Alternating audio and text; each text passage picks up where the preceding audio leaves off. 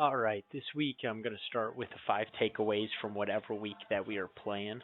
Um, the reason for that is I just want to talk about the highlights, kind of, about the week, and then the following slide will be the power rankings, what I'll talk about next. It just makes sense just so I'm not repeating myself over and over again. Looks like I already messed up on this slide though. But anyway, starting with my point number one, low scores galore. Repeat. What I'm saying with this takeaway is that we had the lowest scoring week probably in the history of fantasy football. And it wasn't just our league, it was just fantasy, as a whole. I saw articles about this all over ESPN, Yahoo, NFL. They were talking about the low scores that you saw from more than likely reliable players. Ross took a big hit from this. Yeah, he went in confident this week, but there's a reason he went in confident. I was missing my best player. My team hasn't looked so great. But guess what? Ross came out on the bad end of that. So low scores. Who has a chance to repeat these low scores in the future? My top two candidates right now will be Ross and Cubby. The reason being, Cubby has Joe Mixon as one of his starting running backs. An awful, awful player. Just was not worth the value of the second round pick. Also, Nick Chubb coming in as first overall pick is now in the presence of getting another running back, Kareem Hunt, back. And regardless of if you think Kareem Hunt will be good when he comes back or not, the fact of the matter is he's going to take away from Nick Chubb. And having a fully healthy running back coming back this late in the season is dangerous. Teams love playing a running back that comes in and is 100% health and not banged up and not tired. So you can expect his number one player to go down in points. Those are my top two candidates for repeating their low scores. My second takeaway is trades are coming. Much like winter is coming, trades are coming. Trades have already happened a lot this week. I expect even more to happen next week. People are going to start trading away those starting roster players before the playoffs or before the Sacco Bowl. People kind of know where they're falling into place now. Do they have a chance for Shiva? Do they not have a chance for Shiva? Are they going to put all their eggs in one basket, load up on wide receivers or running backs, and maybe go a little bit weaker at tight end or defense? Where are people going to get these players? They're going to trade for them. Trades are coming. Be ready. Start looking out for where value will be in the next coming weeks. Next takeaway is we are more than halfway through the regular season of fantasy football. I just want you all to realize this. If you have a losing record right now, you're not sitting in a great spot. If you have a winning record, if you are one of the 6-1 team or you are the 5-2 team, you are sitting in a very good situation.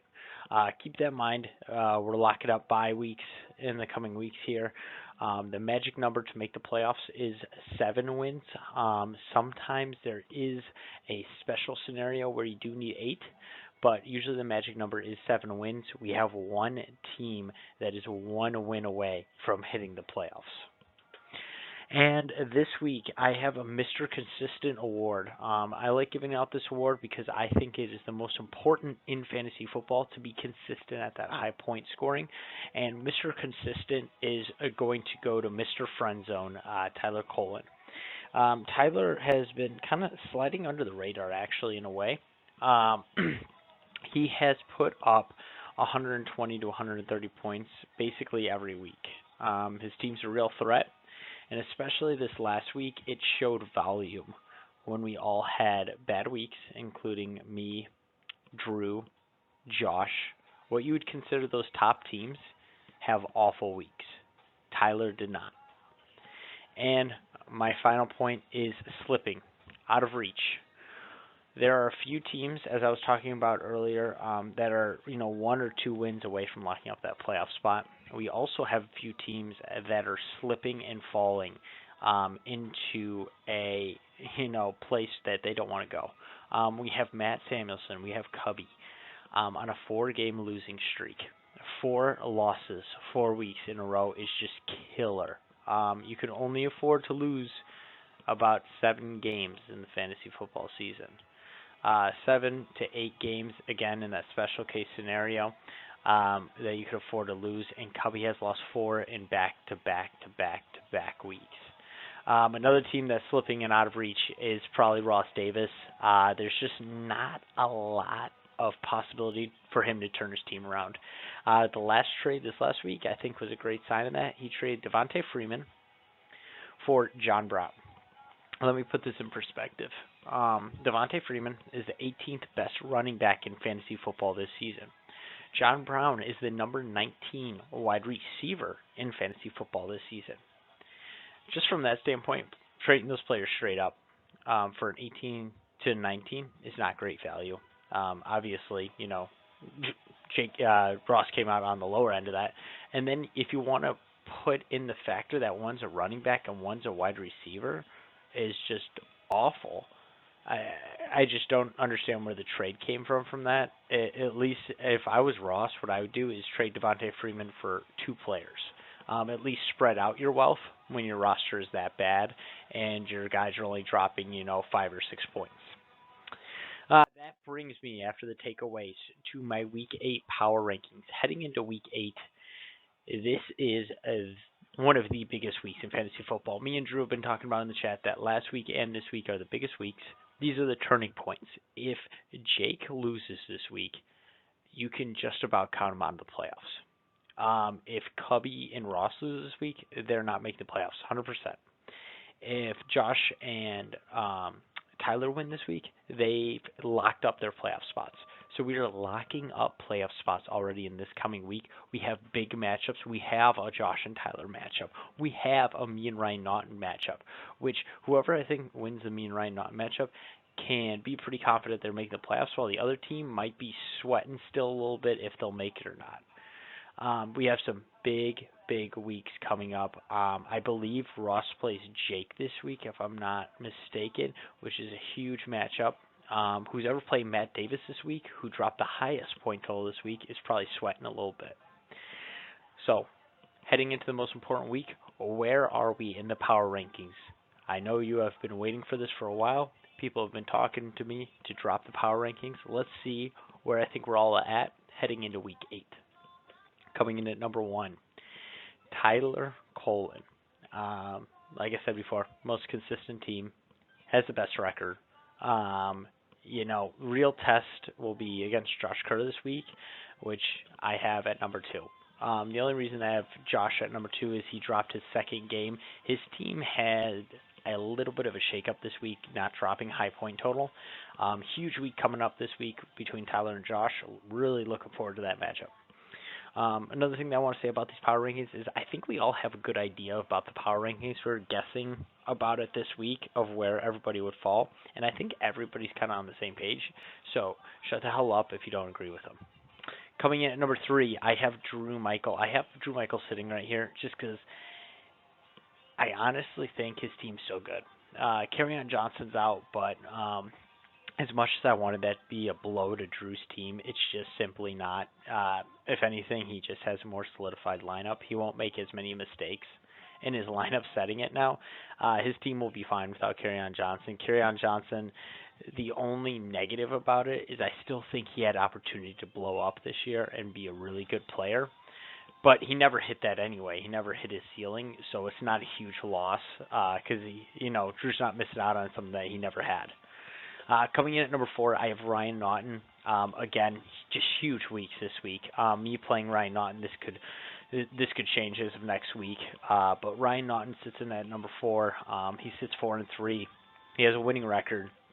His team is good. Saquon Barkley came back last week. Had an awful week, but I expect to rebound from Saquon and could really lift Ryan Naughton's team. Coming in at number 5, I have myself. I put up another win this week again. It was against Ross Davis, so it's kind of like beating up on, the weakest kid in the grade. But a win's a win. I'm 4-3. I have a winning record, and that was Christian McCaffrey's bye week.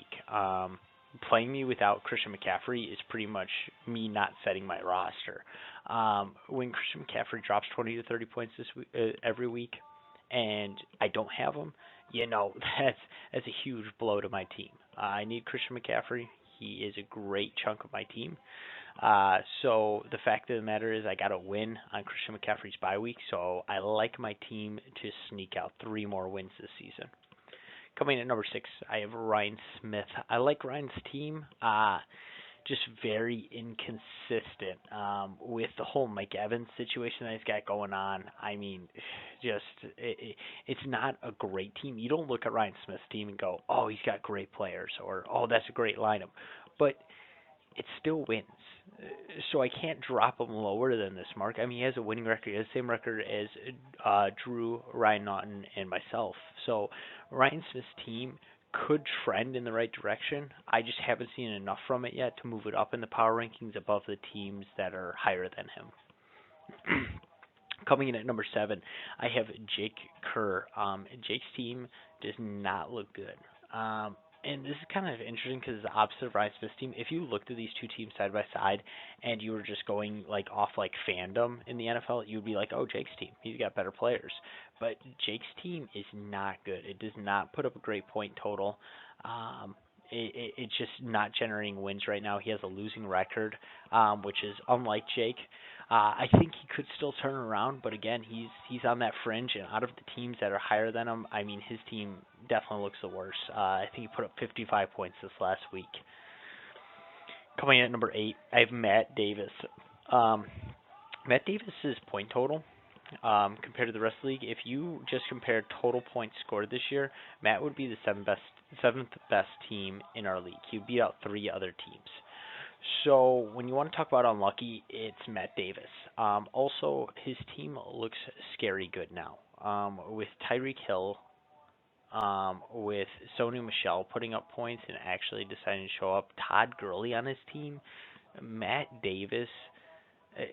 I mean, no way is this kid winning the Sacco. Congratulations to him. The only problem is, I mean, sitting 1-6, he's not making the playoffs either, unless he unless he by a miracle wins out. But Matt Davis will not win the Sacco. I am very confident in this team. I have him moving up more than any other team in the power rankings this week. He moved up 2 slots. No other team did that this week. Coming in at number 9, Cubby predicted this one. He is on top of Ross, and so he's just happy about that. But Cubby's team is bad. I explained that in the last little slide that I had there. It's just bad, and it's going to get worse from here on out. It's going to get a lot worse. So Cubby, I think, is one of my locks definitely with Matt Davis to be in those bottom 4 teams. But I think Matt Davis's team is better than Cubby's at the moment, for sure, without a doubt. This last week definitely showed that. And coming in at number 10, we have a new bottom of the barrel team, and that is Ross Davis. The Falcons are bad. Ross's fantasy team is worse. Ross's team does not look good at all. The Falcons offense, I mean, he used to have Devontae Freeman, Julio Jones, and Matt Ryan. Good thing he's starting to clear that water out, but again, don't think he got enough for Julio. Definitely did not get enough for Devontae Freeman. That's where he went wrong. Honestly, if he would have traded those guys when they were at their peaks for their value or a little bit more, Ross would be, up at number 4 or 5 probably, in these power rankings at this point of the season. But his team is bad and only getting worse, much like Cubby's. But Ross's is just a lot worse. That concludes this week of power rankings. Wish you best of luck in this coming week, except for Ryan Naughton. Let's have a good one. I'll be doing the power rankings again after this week, just because we have such a close race. Best of luck. Talk to you soon. Bye.